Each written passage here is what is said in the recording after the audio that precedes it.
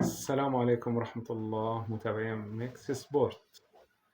غبنا أكثر من 3 سنين، بس مثل ما رحنا مثل ما جينا.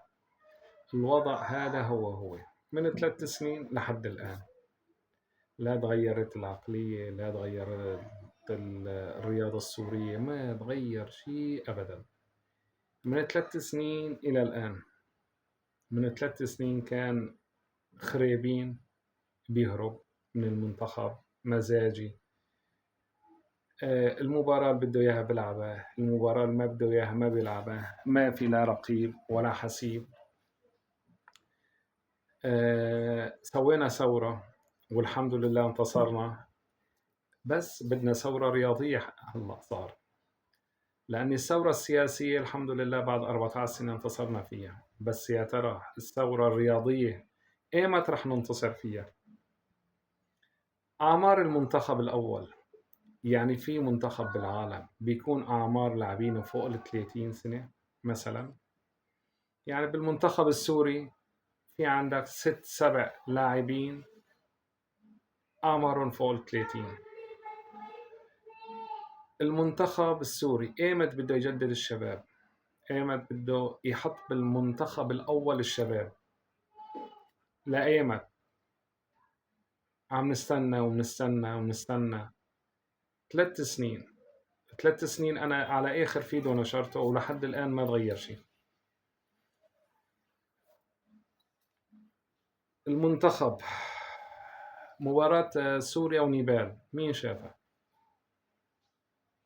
أداء سيء جدا جدا، لا يمس بكرة القدم بصلة.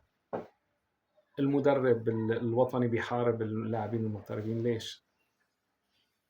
ليش المدرب الوطني عم بيحارب اللاعبين المغتربين، مع انه اللاعب المغترب متأسس صح، عايش صح، حياة صح، رياضية 100%.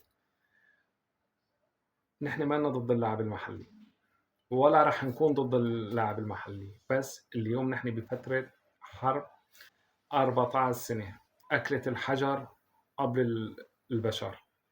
الحرب اللي أكلت الأخضر واليابس. اللاعبين ما تأسسوا صح مع الأسف 14 سنة بس. يا كابتن اليوم لازم أنت تدور على اللاعب الأجهز. اليوم مثال بيجيني لاعب من ألمانيا، بيجيني لاعب من السويد عايش صح، في له نظام، في اسمها عقلية احترافية. مع الأسف نحن بعيدين عنها كتير، بعيدين عنها كتير العقلية الاحترافية. كابتن ماهر